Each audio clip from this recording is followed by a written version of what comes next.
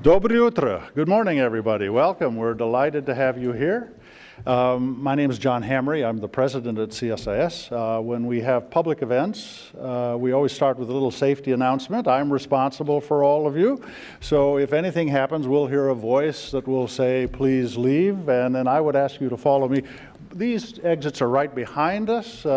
We'll take, this one's closest to the stairs. It'll take us down to the street. We'll make two left-hand turns. We'll go across to National Geographic. They've got a great show on right now called The Tomb of the Holy Sepulchre. I'll buy tickets. Everybody can go. We'll have a good time. Nothing's going to happen, but I want you to know we want to be prepared just in case. You know, it's a real pleasure and a kind of a unique pleasure to welcome Ms. Sobchak to this event. We were just talking. In my 18 years at CSIS, I've never had a chance to host a candidate for the presidency of another country. Okay, this is new for me. And we're a bipartisan think tank, so I have to also extend an invitation to President Putin in case he wants to come. Okay? I doubt he will take me up on the offer, but I'm delighted that Ms. Sobchak can be here. And I'm especially happy that you can be here to have a discussion with all of us about Russia. You know, to be candid, we're in a very negative spot on how we think about and talk about Russia. I mean, it's a byproduct of many little things. It's very scratchy these days, and we've just kind of picked up we looked around the closet and we found our old Cold War glasses and we put them on, you know, and we're looking at things now that same way. It's not a healthy environment for either of us. We're reinforcing a lot of stereotypes that may or may not be relevant for the time we're in. That's not to discount or minimize the seriousness of the issues that may divide us, but we ought to be talking openly and more constructively with each other about what they mean and where it's going. And I think we're going to get at that this morning. And so I really am delighted that you could come. I say this is a very unusual opportunity for us, it's a very unusual opportunity for me personally, but I'm delighted that you've come, and I want to say thank you for that. I'm going to turn to Dr. Oliker, who is going to formally introduce you, and then we'll get this program going. So please, all you, come on. Thank you. So,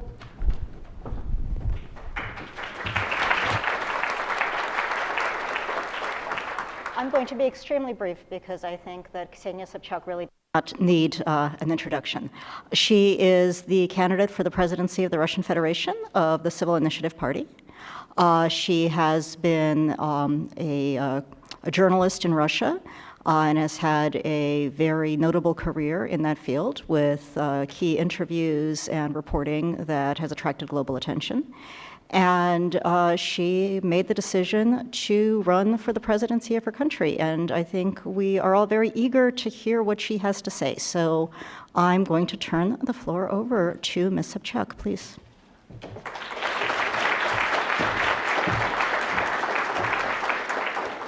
Thank you very much for coming here and for the invitation. First of all, I want to excuse myself if my English would be a little bit rusty. You know, I don't have so much practice now, but you know, I'll try to do it in the right way. So I'm right in my presidential campaign now, but I still came here for a couple of days because I really think that the relations between our countries are very important, and this is something to talk about, trying to rule them out, and to find solutions for both of our countries. So first I will begin with sharing my opinions on the situation in Russia, and then I hope you will have questions and we can talk with each other on all those issues. Dear ladies and gentlemen, I am honored to be here today to present my vision of the future of Russia to such a distinguished audience. The so-called Kremlin report issued last week is an excellent starting point for such a discussion, since it pencils a strategy towards Russia, a massive alienation of its elite, a cut of all possible contacts with the Russians, except for the critical ones, almost a boycott. I share your deep concern about Russia's behavior and foreign policy that vigorously revive the worst memories of the Cold War. You may know that in Russia, a lot of people who are as much unhappy with what is going on as I am adopt a similar individual strategy. Some prefer not to meddle in politics at all, others immigrate from Russia. What I do not share, though, is a strategy of oblivion or retreat in the safety of private life. Because private life is not safe anymore, nor could anyone remain untouched and untainted when almost every day we have to make a difficult ethic and moral choices, as the one if to go to the polls on the March 18th or to boycott the election. This is why I go and chose my own way. For myself, I have chosen a strategy of action. It is a very simple strategy, and you all know it if you happen to take metro here, for example, in Washington area. Remember, there is a public ad on security. If you see something, say something. So this is actually what I think I will be doing. This is it. I see something in Russia, and I will say something in Russia. And I'll tell you now what it is. What I see is a country that looks by no means normal. There is no rule of law in Russia. The national parliament, the State Duma, obediently passes retroactive and ad hominem laws that benefit only a bunch of people close to President Putin. Russia's economy is wildly controlled by the state. Public service has become the most profitable kind of business. These days, Russia is a society of individuals on the one hand and the state on the other hand, with a yawning emptiness between them. What is striking is a phenomenal lack of trust between people. There is no solidarity, and collective actions, probably except for the volunteer movement and charity, are deeply compromised. Russia is a country of atomized citizens confronted by monolithic elite that pirates national wealth. Against it, there is a competition-torn, distrustful, and unfriendly Russian opposition, unfortunately. The weaknesses of Russia's society now emerge as a fertile soil for conservative ideology. Why did the authoritarian rule relapse in Russia? I can name at least two reasons why that happened. First, Russia is not an exception here, and we must all understand that. A sort of nostalgia for paternalistic state is common for all post-Soviet states. Populism is on the rise in Poland, in Hungary, in the Czech Republic, in Belarus. Although these countries are all different, what is common about their rulers is that they all seek to restore some mythical full sovereignty through protection against external threats. These people are masters of demagogy and second to none in inventing imaginary external threats. For the Kremlin, it is the Washington Obcom, as they call it, that allegedly mastermind campaign against Russia in the mass media, in the International Olympic Committee, and elsewhere. For official Poland, the main enemy is Brussels, which is in reality a feeding hand for the Poles. For Budapest, the major threat comes from the American philanthropist George Soros, who dared to establish and sponsor one of the best liberal universities in the world. Public support, which these politicians enjoy, stems from the persistence of post-communist mentality and disillusionment with liberal democracy. Another reason is immigration. Young, active, fearless people who seek a better life simply leave their home countries. They don't want to fight. A second reason is Russia, and it's specific. The reforms of the 90s, contrary to the expectations of their architects, failed to create a class of responsible owners. In Russia, the largest assets simply changed ownership or were leased out to a retinue of the president, to the people from his close circle. If you do not know the names, look into the Kremlin report. They are all named there. Conversely, power yields money. As a result, bureaucrats turn businessmen and readily harness the law to protect their wealth and interests. Unfortunately, Russia's entrepreneurial class is largely not a sponsor of change. So recovery from authoritarianism now looks for Russia as complicated as post-communist transformation loomed at the start of Gorbachev's perestroika. Russia is a European country. It has been greatly involved in the European politics since the 16th century. A century ago, it became an important economic partner of European states and one of the main destinations for European capital and technologies. Like Europe, Russia has suffered from totalitarian ideologies. More than 2 decades ago, it embraced European liberal ideas. As I said earlier, it quickly rolled back to strong rule. I believe we could have avoided it if Russia were not rejected by the European Union. Unfortunately, the Europeans have not overcome its instinctive fear of Russia and never invited my country to join its great project of a European Union. The Russian elite, since the collapse of the Soviet Union, has remained on the sideline of major global integration processes and has felt largely marginalized. Eastern Europe has achieved much greater success, not because they are better Europeans than Russians, but because they became a part of European Union, the most powerful force behind democratic transformation. There are reasons deep enough to account for the failure of Russia to build a genuine democracy and the rule of law. But I know for sure that the advent of the rule of law in Russia is not an impossible project, but only one thing that remains to be accomplished.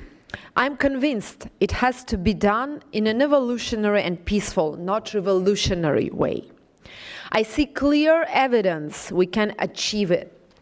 People in Russia, not all of course, but many enough, are deeply unhappy with the current course of events, notably with the economic condition.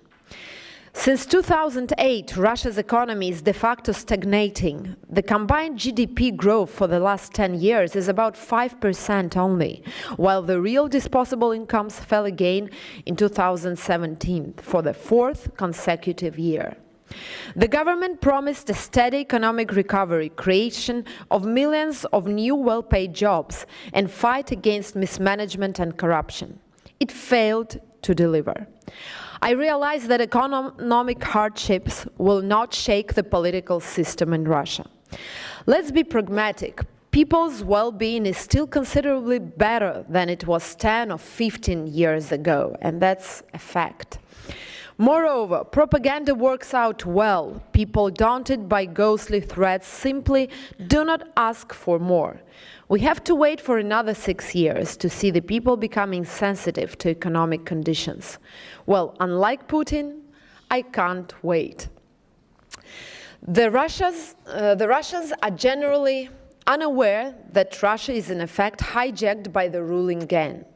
The majority of the Russian citizens still believe, as the old Russian wording says, that the Tsar is good, but the boyars are bad. But there is a minority which I pretend to speak up for, who is tired with Putin, corruption, and war. The number of dissidents is growing, and it's growing fast. The Kremlin tries to use what we call in Russia spiritual temples to consolidate the society, mostly against those who oppose the incumbent regime. It praises falsified history, glorifies the country's past, propagates religious resistance. The most primitive and aggressive the new ideology becomes, the bigger is the fatigue. But 2024 is imminent, and we should emerge strong and well prepared for the appointment. I believe we should develop a new vision of Russia. Why? Because basic liberal concepts such as democracy, liberalism, rule of law were deeply discredited in the 90s in our country. For many people, democracy and liberal market economy are equal to catastrophic impoverishment and enrichment of the few. All these ideas were so intensively misinterpreted and defamed by the ruling elite that the new generation of Russian liberals have to elaborate an entirely new vision, one that will be promising and yet attractive. The problem is that we have to do it together, bringing in people both from the left and the right of the political spectrum. To do this, we need diversity and multitude. As I'm running out of time, so I will focus more on my strategy and tactics. To change my country in a non-revolutionary way, I'm against vetting for public officials or property freezing or confiscations in my country. I believe that democratic accountability, freedom of the press, and the genuine rule of law will secure public interest better than any repression or abuses. I want a diverse but internally pacified Russia, united by the vision of the future, nor by the hatred towards its past. This is how I see the transition as a responsible citizen of my country. This new Russia should possess all necessary checks and balances against revival of authoritarian rule. These restraints must be both internal and external. I stand for diminishing as greatly as possible the powers of the president. The only way to achieve it is to transform Russia into a parliamentary republic and to empower the independent judiciary and the responsible legislatory. Moreover, I believe that a country like Russia cannot become democratic and free unless it's governed by all its parts and regions. We need to come back to our federal roots. On the other hand, I think that Russian liberal democracy has little chances to flourish without not only strong moral support from European, but without a deeper integration into Euro-Atlantic realm. Russia has to stop its confrontation with the European Court of Human Rights. It needs to harmonize its legal norms with the European acquis communautaire. Russia should fully adhere to the UN Convention Against Corruption and join the International Criminal Court. Maybe it's too early to look into the possible consequences of Brexit, but I believe that if it creates a multi-speed Europe with some states incorporated into the European space, but not being formally EU members, it would be the best option for Russia to seek association with Europe through a new generation of treaties. And to finalize, I would like to address the issue of how should the tactics of the Russian opposition movement look like these days. I'm running for presidency, being fully aware that on the March 18th my chances to win are very slim. But my major aim is to provide the Russian dissidents with a voice that may help us to prepare to 2024. In 2024, Russia will face a crucial point in its history, a choice between large-scale democratization and the restoration of a lifelong, perpetual rule. We should arrive as diverse but consolidated movement that consists of many in which the multitude of like-minded individuals should be valued much more than any of their leaders. These days, the Russian opposition is fragmented and run by personal ambitions and egos. Propaganda doctors in Russia like to say there is no alternative to Putin. I want to change this. And that is how I will spend the coming 6 years in explaining people what is going on, in encouraging them to fight. Together, with all who are ready to cooperate, I will work on a new vision for Russia, a new outline of political, economic, and social reforms. In order to crush authoritarianism in Russia, we need to breach conflicts inside the Russian opposition, to elaborate a proper agenda for Russia's future, and to engage all the people who are concerned about Russia's future. I hope my presidential campaign, however limited, will be a great leap for Russia's democracy. Thank you very much for your attention, and now I'm open for the discussion and for your questions. Thank you.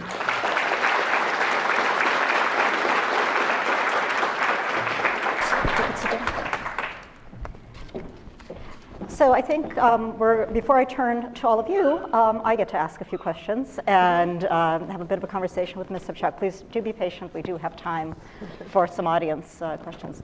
So thank you so much. That was, I mean, you lay out a picture of Russia as it is and Russia as it could be, which is, which is very hopeful in its way. But I do have to say, if you're running ideally for the presidency, not so ideally for the role of the person who's going to unite the opposition. I do have to ask you why you're here just over a month before the election. Why make this visit to the United States? Well, I think it's very important because we see that our relations are now at the lowest point. I mean, we should understand that even at the Cold War times, about which we're speaking most of the time, comparing like how it was and how bad it is now, even during the Cold War, you didn't have that sanctions that we have now. We all remember Jackson's and Vanik law, but that was it. So we can say that the situation now is even worse than it was before.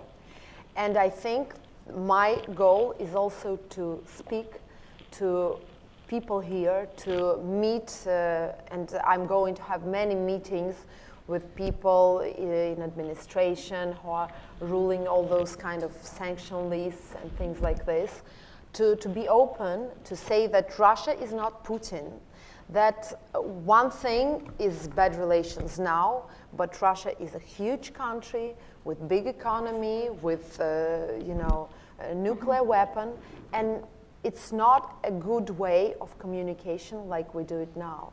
So I want to be a kind of a first bridge between our countries and to show, even during my presidential campaign, that this issue is very important to me, and to find some solutions, some links with each other through which we can little by little become, create a better situation for both of our countries. It's not an easy way, it's a long way, but we should start with something. Okay. So you've said, you talked quite a bit about this candidacy setting the stage for the future. And you just spoke about spending the next 6 years sort of bridging the conflicts within the opposition, trying to build that up. How does that work? And how does this candidacy actually set the stage for it? I mean, is that not something you could do without running for president?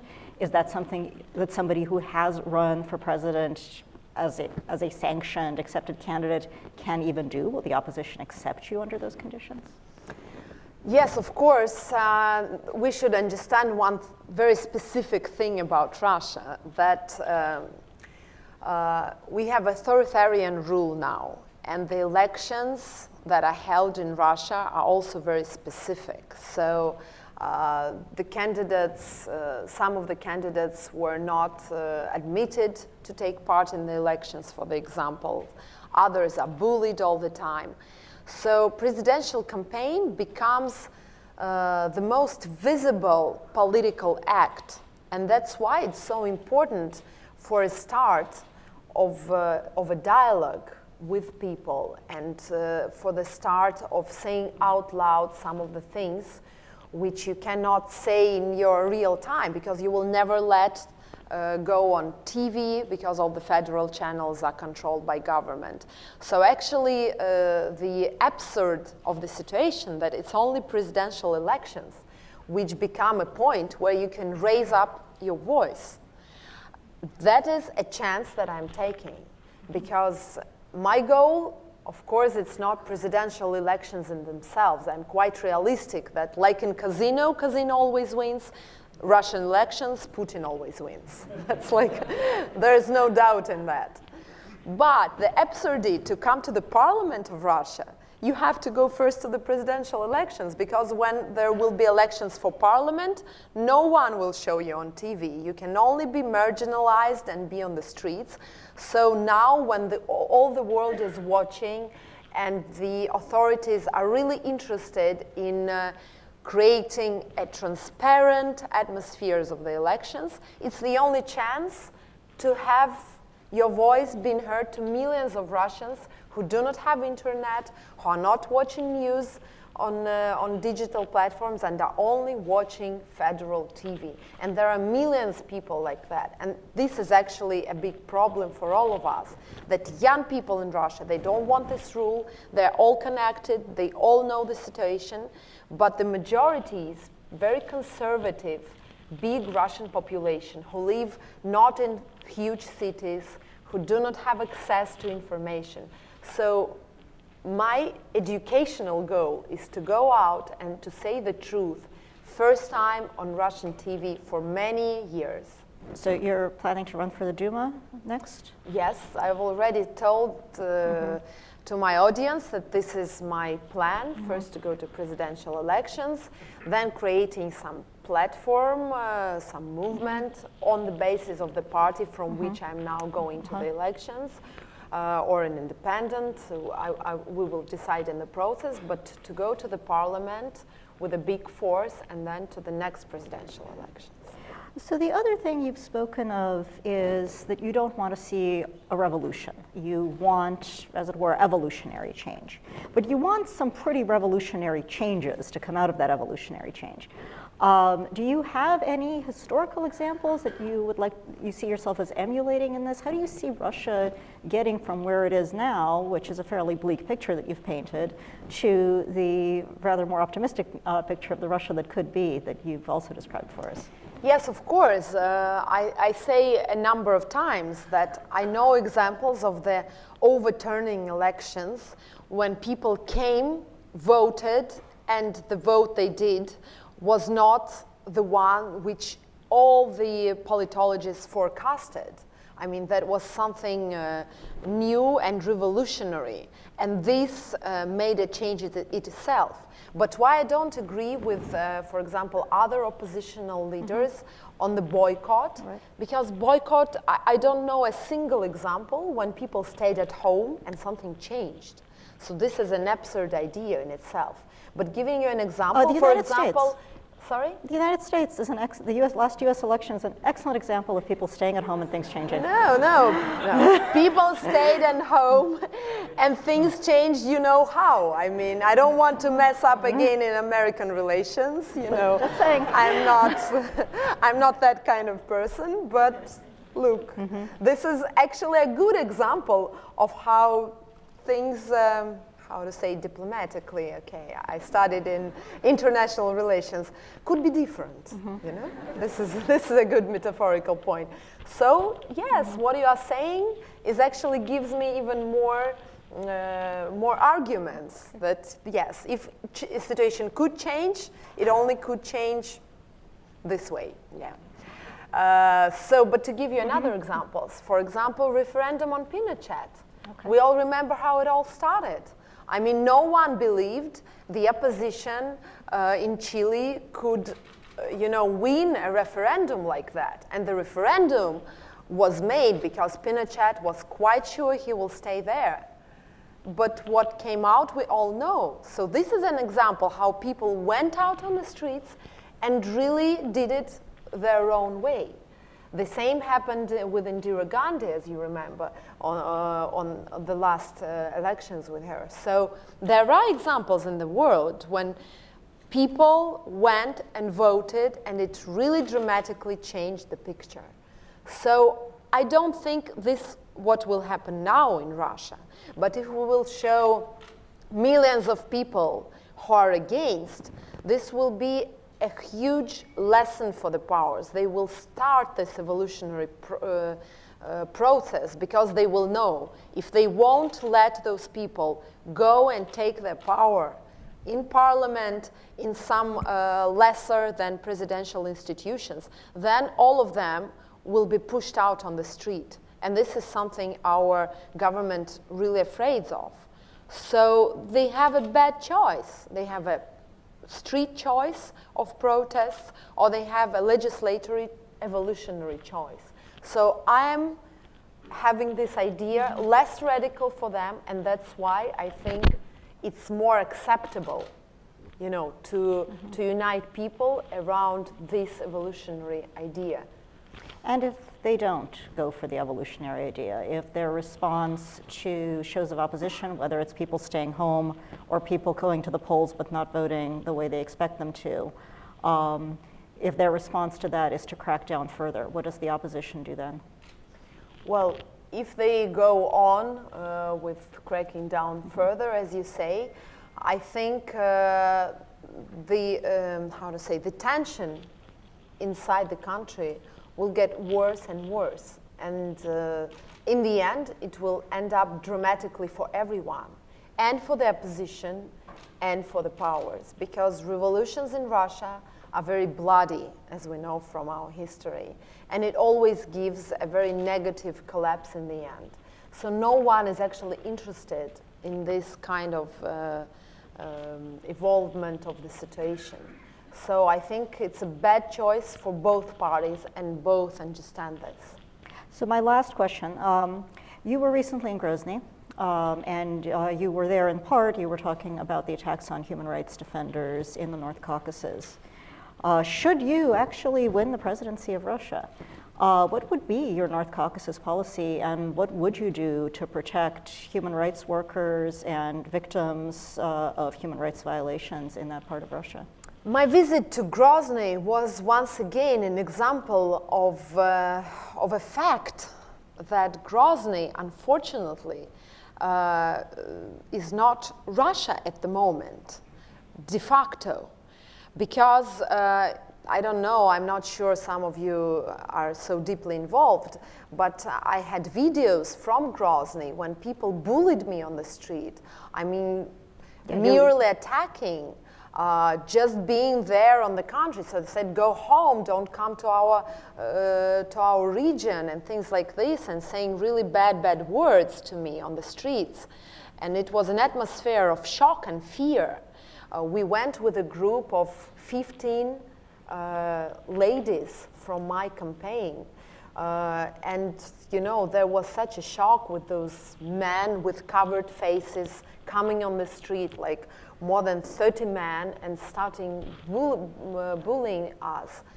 What it showed us an example that Chechnya lives by its own rules. And I don't think that idea of just giving money like in Roman times they used to do with their colonies, just giving money and trying to rule this way, it will bring us to nothing, to no results. It will only make Ramzan Kadyrov richer and more aggressive. So what I plan to change, and I have a huge program, so-called federalism reform, which is saying how to, first step is to make free elections in those regions. So we are a federal country, and everything cannot be ruled from Moscow. This is a bad trick, because now the system is like this. Putin puts people to the regions. Some of the regions are having mocking elections, like they elect those people, but everyone knows it's Putin sent this person there, and everyone votes because of this. And people are not interested in changes in their own regions. They're only interested in Putin accepting them. So the only simple thing we have to change is to give them freedom to elect. And if Chechen people on the free elections, which I really doubt, would choose Kadyrov, okay, it's their right. But now they don't have this choice.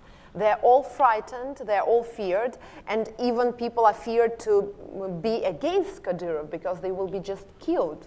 You know, it's not elections in Oklahoma somewhere, you know. It's like people get killed, they disappear, this is what happens. Thank you. Okay, so I know there are a lot of questions in this audience, and I'm going to the woman with her hand up. Yeah. Yes, I actually. Please wait. Oh, so please, ground rules. Please wait for the microphone. Please tell us who you are, and please do ask a question. And I will cut you off if you go on too long. Thank you. My name is Irina, and my question is, how well do you think you established your credibility with people when you travel to regions and you talk to people? Do you think people want this revolutionary changes that you're talking about? How do you see the reaction of the public? Thank you for the question. This question should be divided into two. First of all, people do not support the idea of revolution in Russia in a big numbers, that's for sure. And this we see even now on the streets. People get frightened. They're against Putin, but they know that if they go on the streets, they will be bullied by police, they would be put to prison, and this fear makes them stay at home. And this gives us very bad picture of that no one wants change. And our state powers are very, how to say, cunning on that. They created a situation when those leaders of protests come out on the streets, like Alexei Navalny, not so many people are there on the streets because they're frightened, not because they don't share those ideas. But that gives a picture that, you see, it's just a mere minority. So yes, at the moment, people don't want those revolutionary acts. They don't want attack the police. They're not aggressive that much, but they really want change. They know that the situation is not right and it's not fair. So this is, I'm quite sure, if they opt for evolutionary way, most of their opposition would opt for this evolution way. The only problem that we don't see any connection with the government who would say, okay, we will slowly but surely start the perestroika process. We are not there yet. We have yet to convince them to start this process. Another thing is credibility with me and my audience. Of course, I'm only in the process of speaking up to them. They know me for many years as being on the first protests in Moscow on the 11th year, on the 12th years when those protests started. I was one of the first figures, public figures, to raise my voice and to say that I'm against what's going on in my country. So they know me already for many years. But also we have to understand that, you know, Russian propagandistic TV works very much against me. You know, we are all joking with my husband that all of a sudden, out of blue, after 10 years of my political journalistic career, they started popping up against some photos of 20 years ago, me being blonde girl on the covers of glossy magazines and having shows that I hosted as a, so to say, развлекательное. Entertainment TV shows. So I was like blonde and young, and I said look, to my husband, when I see now they're only having these photos, and I said, look, I will stay young forever. This is an idea of eternal, you know, youngness, because I don't look like that, unfortunately, anymore. I'm 20 years older, but they still, Ksenia Sobchak runs for presidency, and, you know, 20-year girl with a corset. Okay, so this is how they work, but this is the situation we all live in. What we can do about this? Only talk, change, stay with my people, go to different regions of Russia, which I do so much time now on my campaign. Okay. Please, right here. Thank you. Tatiana Vorozhko, Voice of America. I have a question on Ukraine. So you outlined the policy on Ukraine in your program. You shared them with Ukrainian reporters. If you can repeat your main points of the policy regarding Crimea and Donbass for Washington audience. And this is the first part of my question. The second part of my question is, how do you see the conversation with Russian people about all the horrible things which were done to Ukraine, the conversation about the compensation, about the life lost, about the region destroyed? How important this dialogue for you with actually within Russia, and how would you approach it? Thank you. Thank you. So shortly about the points on Crimea and Donbass. First of all, I think all the support of the Donbass from the Russian side should be finished immediately. So all the forces that are there pretending to be volunteers should be removed from Donbass. And as soon as the support of Russia to Donbass will be ended, the conflict there will be ended. I'm quite sure in this. So it's only artificially made conflict with Russian side. This is number one. About Crimea, we really broke the international treaty on taking the Crimea and making it part of Russia. But now we cannot solve the situation only by giving it back, because it's really Russian people living there, 2 million of Russian people that really support Crimea being a part of Russia. And we should take this in account. This is people who live there. And now, to solve this situation, the only thing I see is an international referendum, including all the people living in Ukraine and all the people living in Russia, voting all together on the status of Crimea. And the 3 questions put to referendum there. Should Crimea be independent? Should Crimea be part of Russia? Should Crimea be part of Ukraine? Only this kind of international referendum with international worldwide vigilance of this referendum can be some sort of a compromise in this harsh situation we're now put ourselves into.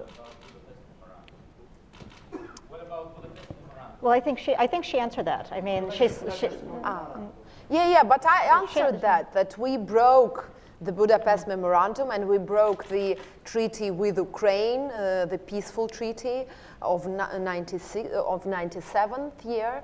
And yes, we did it. We broke it. We broke the law. But now, unfortunately, we cannot. It's not a badminton game, you know, Putin and Medvedev loves to play. It's not like this. It's real people. You can't, okay, we took it, but now we will just, it's not a decision. Now let's do it in a fair way. Let's do an international referendum in both countries. So they themselves, the people of those countries, would decide how to deal with the situation further on. Okay. Right here in front. Please wait for the microphone. One is coming. My name is Elena. Thank you for the opportunity to ask the question. Ksenia Anatolyevna, you spoke eloquently about the need to bridge the divide between different voices and fractions among the dissident movement, especially on the eve, in light of the upcoming 2024 election. Now, recent opinion polls show that even though the number of Russians who would vote for either a male or a female candidate, regardless of the sex, came up to about 50%, but still about 38% strongly feel that they would only support a male candidate. And the number of Russians... in US? Or? No, in Russia, in the fall, October, November. So, and the number of Russian voters who would support a female candidate is at the historical low over the course of the last 17 years, and it's at about 5% right now. So given those facts, what do you think is the duty of someone who is working towards the cohesion and unification of the democratic forces? Thank you. Well, I cannot change my gender. Well, I can, but I didn't have this idea so far. Well, I didn't, regard this option. But I can change the attitude. I can at least start changing it. And in Russia, especially, is very important because we see what kind of new rise of feminism we have now in America, and I'm really proud to see this. I was the one when I was watching the 8th the march which was here, the Women's March, which took place not long ago. I was really like, you can't imagine, I was looking at this and I was so much enthusiastic, and I thought, well, maybe one day I will see something like this in Russia too, because this is something that we really lack. And while I speak, I even, have this feeling.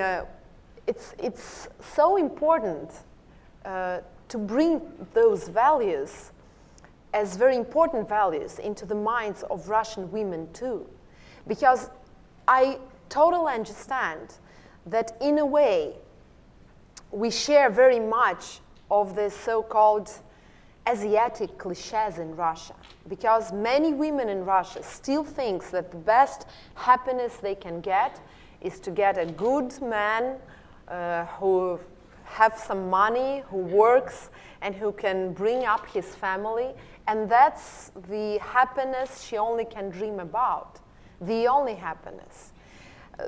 Women do not think of themselves, and this is very important, as always equal to men. Many women themselves don't think of themselves like this, and this is also a big problem.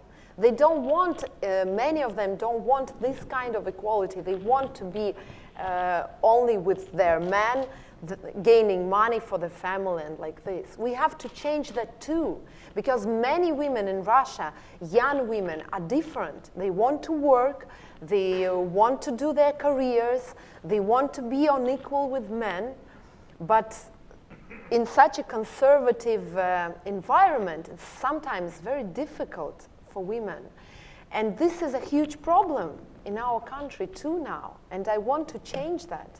I want women to feel themselves equal in any respect to men, to understand that they can fight for those rights, they can rise up their voice, they can say what they feel is important, they can make the same amount of money as men do.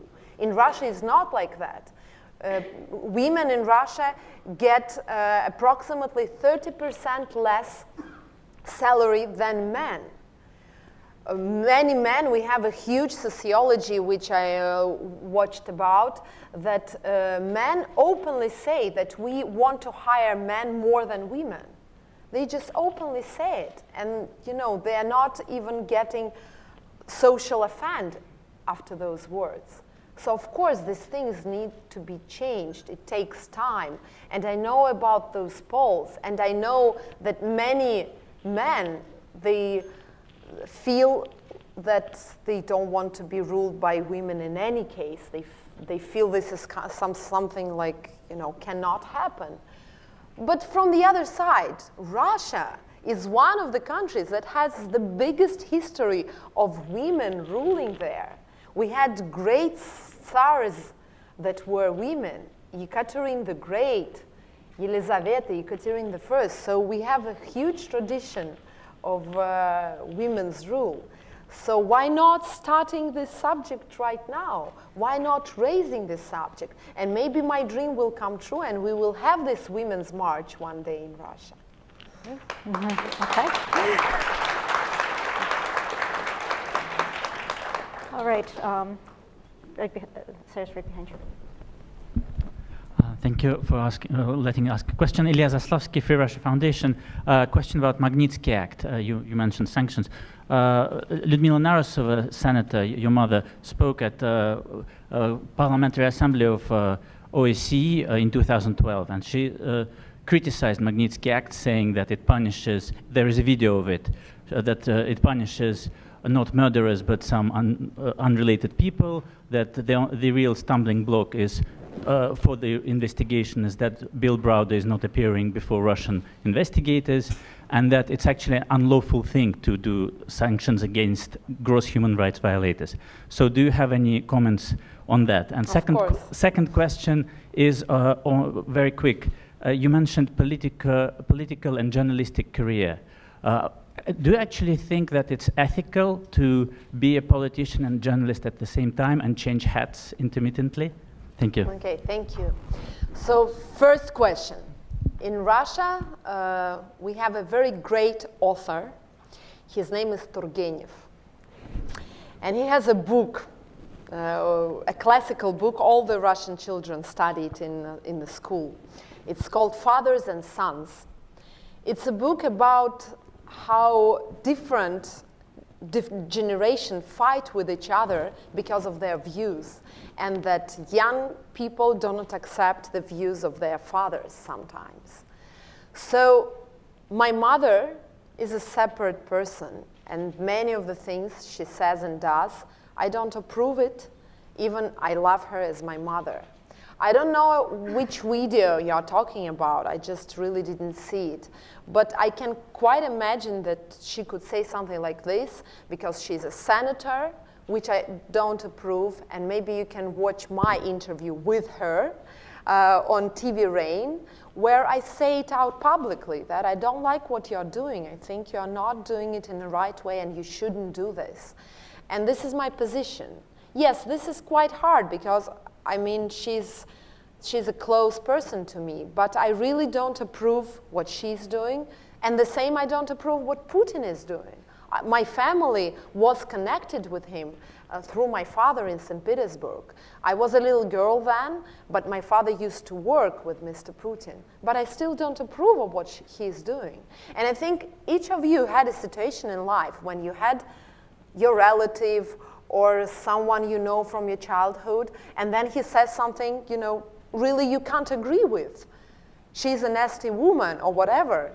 And you say, look, he's not my friend anymore. I mean, he's a nice guy, I know him, but his views, I can't share those views.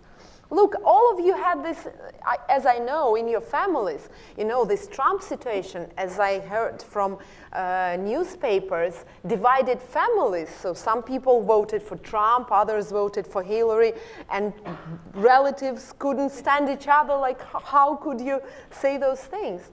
The same we have in Russia too. We have different views. And I don't share the views on my mother on this subject, and I said it many times openly. About journalism ethics, of course, I don't think it's ethical to be journalist and politician at the same time. That's why I stopped my journalistic career. I don't work on TV Rain anymore as a journalist. And the only ethical point, maybe to which you asked this question, was a press conference of Putin, where I really was accredited as a journalist to ask Mr. Putin question about not accepting Navalny to go to the elections, which I thought was very important, very crucial at this moment. But this happens because we live in such an absurd situation where I cannot debate with Putin being a candidate because he's just not going to debate. Can you imagine this situation?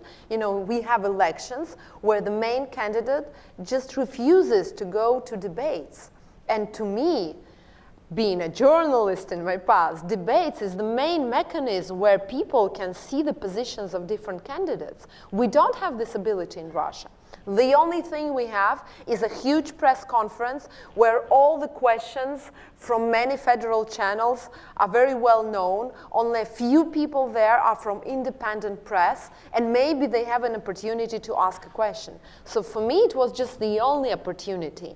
And as I already declared in my program, I will use any opportunity to go on and say in public what I really think is important for my country. Thank you. Go in back, the gentleman.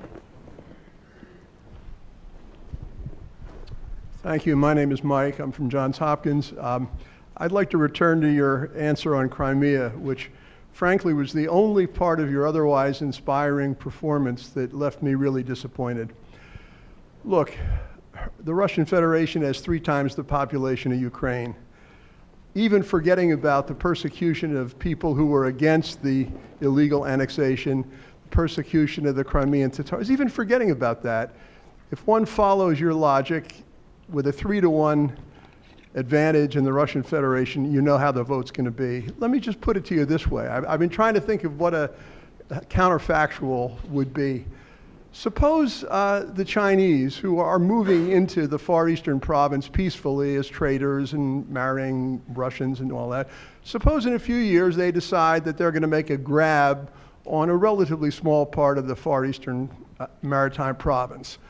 And then they pump in money to develop it, and then they, meanwhile, persecute the people who are against the illegal land grab.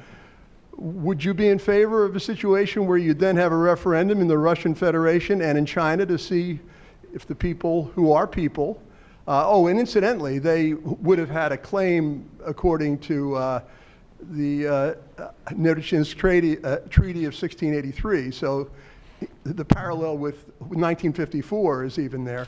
Would you be in favor of, I mean, doesn't that strike you as a little silly when you think about it? Thank you for your question. Look, I don't think it's a good example because Crimea, maybe you just don't know that, but historically, it was a part of Russia. Crimea was Russia for many, many years, since Catherine the Great. So it's not China coming for some territory, you know. We should understand that Crimea was part of Russia for many, many centuries. Then, during the collapse of Soviet Union, we agreed that this part of territory would belong to Ukraine.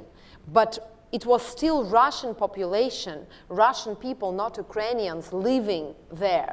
So it was a treaty signed between our countries, but within this treaty, it was still huge Russian population living there. So then we divided like this. Then all those Maidan revolutions in Ukraine started. We became an aggressor and did what Russia did, which I don't support. And I think that was a wrongdoing. I think we did something wrong. And this, I must say, maybe also you don't understand, for Russians, it's a boo act. When I say in a Russian auditory, Crimea, by international law, is Ukrainian, everyone starts bullying because, like, this is really not a fake poll. 90% of Russians agree and like the idea that the Crimea is Russian. This we should also understand. And people in Crimea, they like the idea of being part of Russia. As a journalist with my colleague who is also here, he's a witness of that. As journalists, we went to Crimea to make a reportage on what's going on during the elections, and stating that there were many military Russian people, so-called green men from Russia, who were not militants de facto, but they were. At the same time, we had to say, as journalists, as doing this report, that people really supported that. Many, many Russians put to their windows stickers, "We want to be part of Russia," because they are Russians and not Ukrainians. And in this conflict, they wanted to be with Russia. So now we cannot just, bring them back. It's not a decision. It's not a compromise. A compromise is a referendum of both countries. This is the only compromise we can think of in a bad situation. If you ask me if we did the right thing, of course, no. I would never do that if I would be a president at the moment, but I was not. So the only thing we can do now is do something with this messed up situation. And we can't just solve it, but okay, bye-bye, go back to Ukraine. This is something you cannot do with real people, with 2 million Russians living there and wanting to be a part of Russia or wanting independence. So in bad situations, we should find compromise. My offering is this compromise. If you think of a better compromise, then let's discuss. Okay. Thank you. Let's go right here. I'll cut you. Thanks. Kajsa Boglin, Swedish Radio. I have 2 questions. First, Can you speak louder? I am curious about what you think your father would have thought about Putin today. And the other question is, since it's so disputed in this country, to what extent do you think that Russia influenced the American election?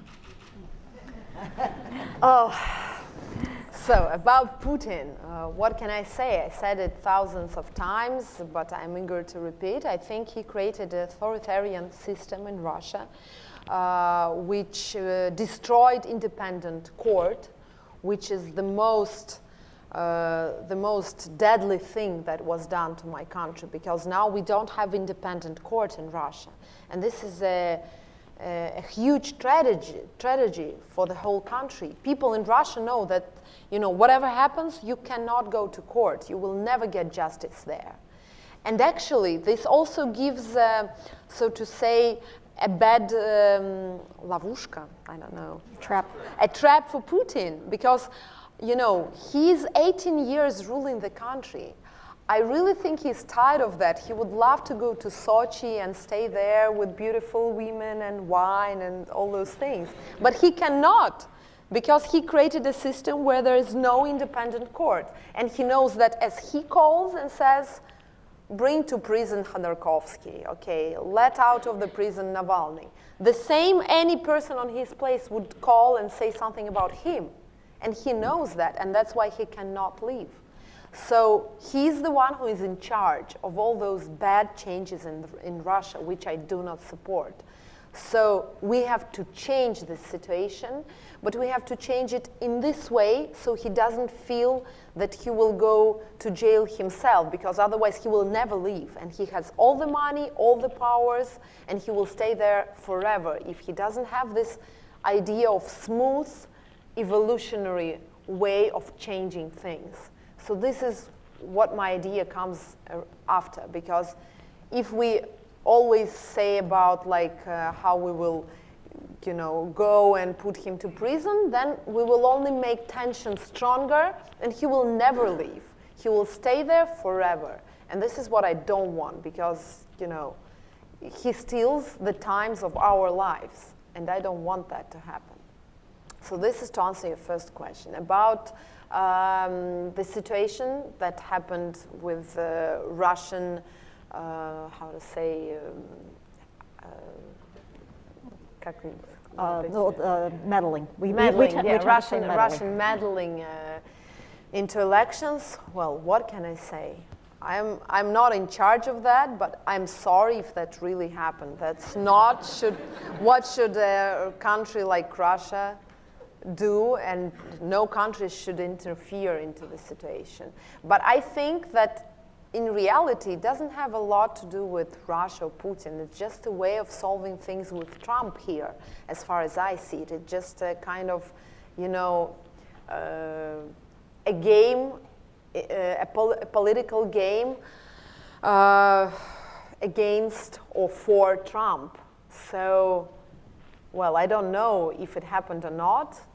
By the facts I see here, you know, we see a lot of interrogation. It did happen, but I'm really sorry if it's like that. I'm a Russian person. Well, I can only say I'm sorry. But it was not me myself, this I can assure. So the gentleman behind you, sir, gentleman. Yeah, you. Hello, my name is Wei. I'm a Chinese who live in this country for many years. And first, I want to ask you a question. What's your take on the Sino-Russian relations? And is it possible for our two great countries to form an alliance, a strategic alliance in the face of American aggression? Because recently, the Department of Defense just announced Russia and China are the main competitor, and even enemies to American influence around the world. My second question is, why the Russian liberal class has such hostility toward we Chinese? As we know, China has already become the largest investor, the largest trading partner of Russia. I mean, I'm very happy to see President Xi Jinping and Putin met many times. And your President Putin is very popular in China. And we call him Putin the Great.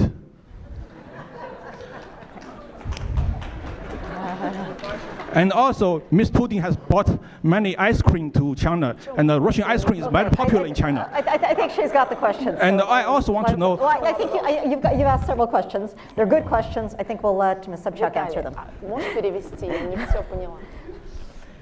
Well, I didn't get actually all of that. I'm sorry for my English, because, you know, it's... prospects for alliance between Russia and China in the face of American aggression, and why does the Russian middle class hate the Chinese? I think we can leave it with that. Okay. So, yes, first, Putin is popular in China, but... Actually, this was my point, because I have lots of meetings here. And that actually is my point that I wanted to make on some other meeting, but I'm eager to share it now, too. There is actually a point in what you were making about this connection with Putin against anti-Americanism. One thing you should understand, that by putting more and more sanctions on Russia, pressing harder on Putin, not someone, but also you in America and you in Europe make Putin a leader of anti-Americanism movement in the world.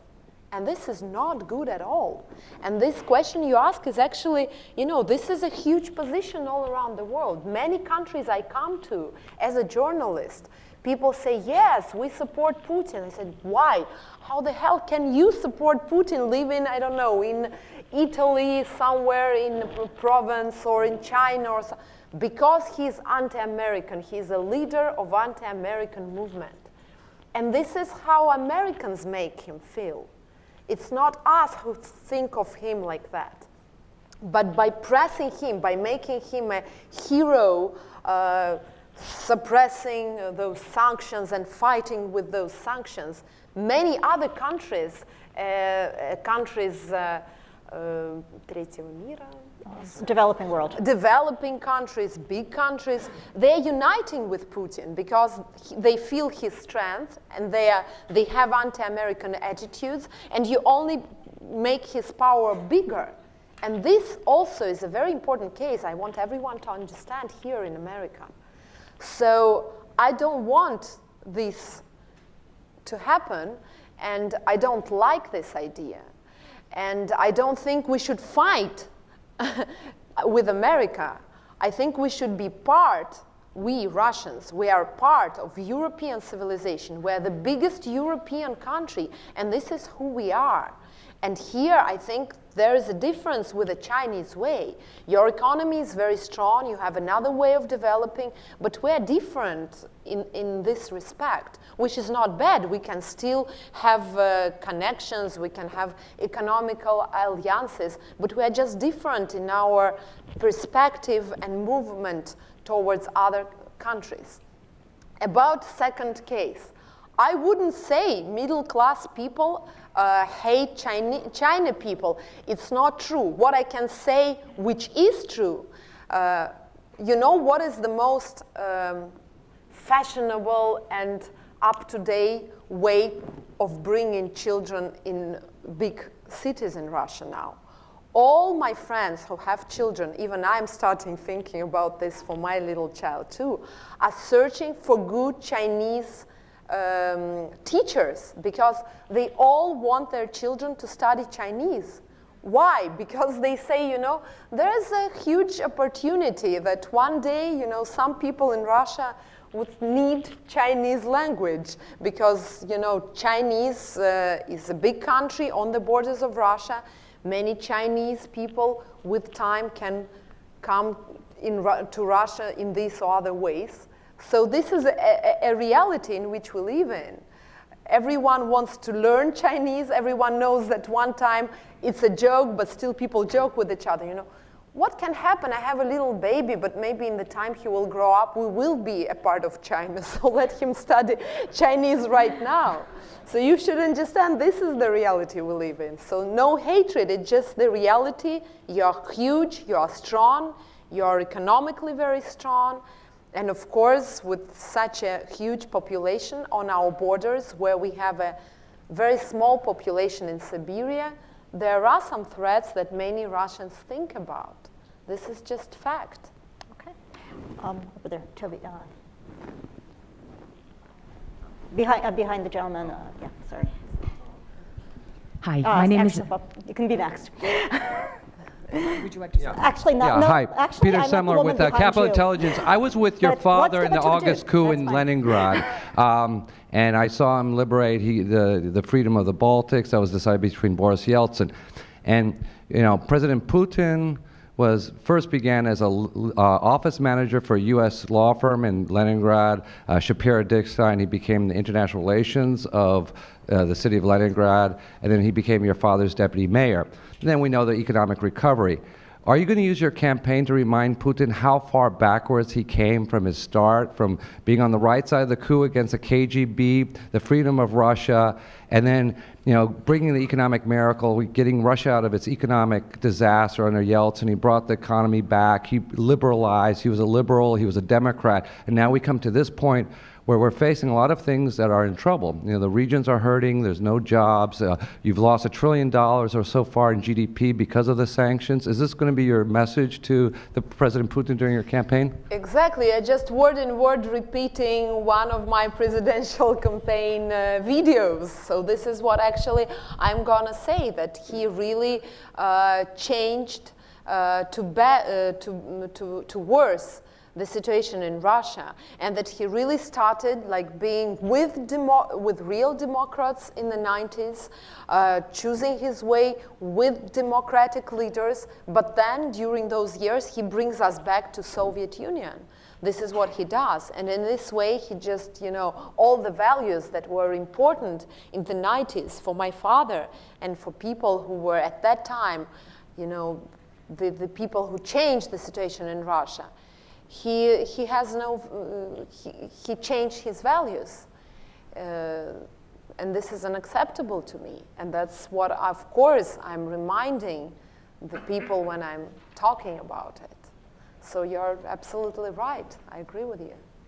Okay, so if we could pass the microphone back to third row actually was where I was going initially. So, thank you. Thank you, Toby Gotti. I know you want to have a message of hope and of political change, but what I hear really is a message of patience, which is a very appealing characteristic sometimes, but sometimes not. And the patience is to hand the country to Putin for 6 years. My question to you is, what do you think Russia's going to look like in 6 years? What will be left to save of the opposition, of civil society, the decrease in education spending, healthcare, increase in corruption? So if the message is to wait, what are we waiting for? And is the message also to the international community that we should wait? Or what should the international community be doing? 6 years is a long time. I don't think that that's the kind of message that an electorate usually wants to hear. A lot can happen in 6 years. Thank you for the question. My message is definitely not to wait, but I'm just a realistic person about this. If we are not waiting, then what? Do we have millions of people on the streets, like it was in Arabic Spring, to, смести режим, to withdraw the regime? No, we don't. I mean, you can be impatient when you have powers to do this, but you can't be impatient when you have nothing to offer. Unfortunately, I live in Russia, I'm a realist, and politics is an art of compromise, as you know. I don't want to wait. It's also my 6 years of my life. I will be even further from those nice blonde pictures than I am now. But what can we do about this? We see around 2,000 people on the streets protesting. It's not enough to withdraw Putin. And this number is not sufficient. I was studying politology. We all know that the number on the streets to start the withdrawing process of revolution is around 200,000 people. This is where it all started. Before this number, if you see, different experiences of different authoritarian countries changing the regime, this is a number where a talk of revolution can start. 2,100 people on the street. During past 5 years, we never got more than 25,000. This is a reality. We had a huge protest in the year 11th where I was there. It was around 150,000 people on the streets. That was the hugest protest. But it was peaceful protest, which was not against, it was not a revolutionary protest. It was that huge because it united the people who went out on the street from different polars of political spectrum to come out and say, Putin, we want change. It was not about like, Putin, we will kill you, or Putin, we want to withdraw you. This in the 11th year was Putin, we want change, we want perestroika. It didn't work out. Everything was even more tight after those times. But it never reached this number all those 5 years. So my message is not to wait, but we don't have an alternative now. The only way we can try to solve the situation is to go and influence the politics from inside, from creating our own power, which will be not marginalized to stay on the street, but which will be in parliament, which will be speaking out loud to the world, which you can't just, ignore like they do with other oppositions. So this is just another way of trying to solve the situation. But what what can you offer if you say we don't want to wait? I don't want to wait too, but you can't make revolution with 2,000 people on the street. You can't really change the situation like this. And the sanctions, they make the situation bad for some of the people who have their money abroad, but it won't kill the economy. Economy in Russia now is not the economy of Soviet Union. It's stronger, and you know, it's not going really good, but it's not gonna collapse. And all the analysts of the economical situation in Russia, they share this point of view. They see stagnation for a long period of time, maybe for 10 years more time, but stagnation is not a collapse. With this kind of stagnation, as I explained in what I've wrote, people would leave because they remember the 90s years, and that was the worst years for them. And they were as poor as they have never been before. So compared to the 90s, which all those people remember, they live much better now. And even when the situation after 2008 diminished, it is still much better than it was then. So they are okay with this. That's why they go and vote for Putin, because for them, he's still a guy who made their life better, which is not true because it's oil prices which made our life better. But you know, you can't explain it to people. What they see is that Yeltsin and your democratic leaders, they collapsed a country, and you say it's not they who collapsed, it's Soviet Union which collapsed. They were just on the ruins of the country, which was so badly economically managed. But people don't understand that. Propaganda works on those grounds, as I explained. These are 90s, these were Democrats, these were liberal guys. Remember what they did. And now we have strong power, but look how you live. Your life is much better. So decide for yourself. And we, opposition, have to fight with this image, with this cliche, which is so deeply put into our people. And this is a huge tragedy for all of my country. Okay. Go to that side of the room, in the back, far end. Hi there, I'm Aaron Schwartzbaum. So you've talked about touring the regions, and I think one of the issues the opposition has faced in Russia historically is making inroads beyond St. Petersburg and Moscow. So I'd be curious to hear, what is your message to voters in, say, like Nizhny Tagil, the smaller industrial city? What are you offering? What would be different from what Putin and the current administration has offered? I visited more than 18 different regions of Russia, and I will still be traveling in 2 days when I come back. So it's really a lot. I've been in Siberia, on Ural, in different parts of my huge country. Of course, the main problem there is different from Moscow or big cities. The main problem is poverty there. This is what they want to solve. And this is what they want you to speak about. They want to solve poverty, but they don't see the connection between poverty and the corruption of the system and the corruption of the people who are ruling the country.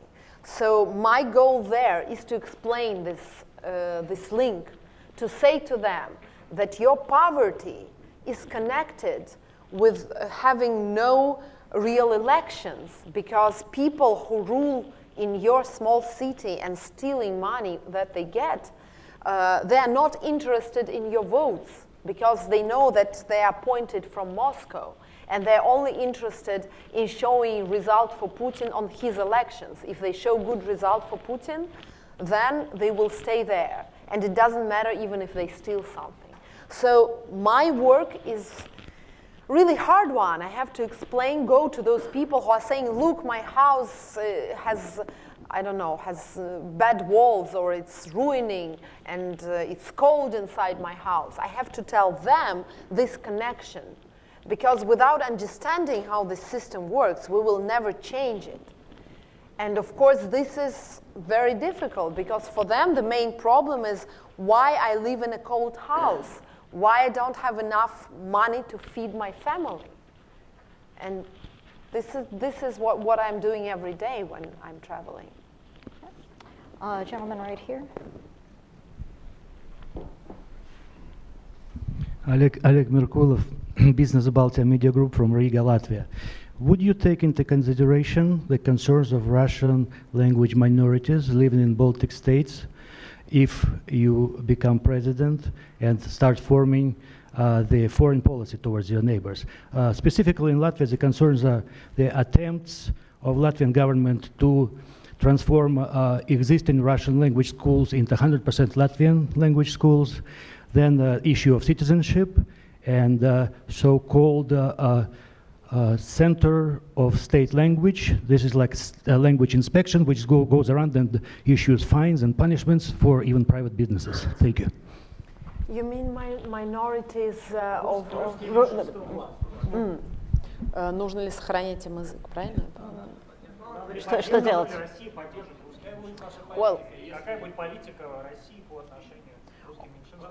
Well, of course, we have to have those links with Russian minorities all over the post-Soviet regions. That's very important. But we also have to respect it's another country, and having good relations with those other countries that were once a part of Soviet Union. This is something very important in international politics of Russia, and this is what I think is the best way. So, for example, I think we would never have those troubles with Ukraine if we had good relationships with them, which would be a priority of our policy, which was not. We were just thinking of them as, okay, we give them good money for gas, we put some leaders there even if they don't like them, but it's not creating collections, it's not creating cultural links, you know, centers which would embody both countries. And this should be a cornerstone of our international politics. Because, you know, our propaganda uses to say, I really like this idea, saying, you know, Americans put millions of money officially into Ukrainian country by doing some centers of education, by inviting Ukrainian students to some centers in America. And I said, okay, look, this is their policy, and they have a right to, you know, to fight for their interests in this legal way, in inviting students and creating cultural centers. Why Russia, being the closest alien to Ukraine, didn't do something like this? Why we didn't have a huge problem with millions of money, not for corrupting people closest friends to Putin, but why those millions didn't go on creating cultural links with Ukraine, on creating, you know, students coming to Russia and doing big programs on making us unite, which is also a legal point of thing, but no one did it because we don't just think about things like this until something bad is happening in the country which is close to us.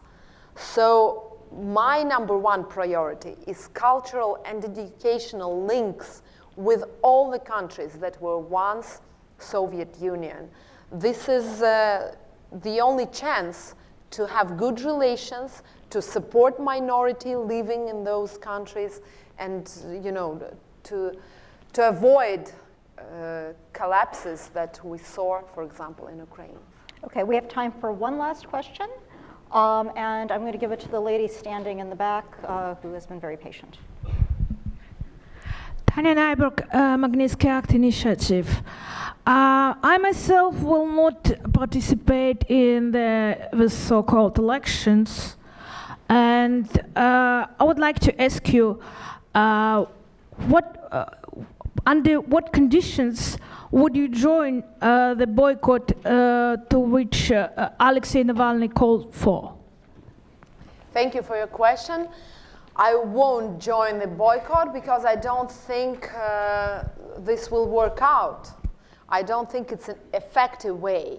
And I spoke with Alexei before making my decision to go to those campaigns, right, because I thought it's not going to be effective. And we actually discussed with him his way of doing things and that I don't agree with this way of doing things. Because you can't be effective in staying at home.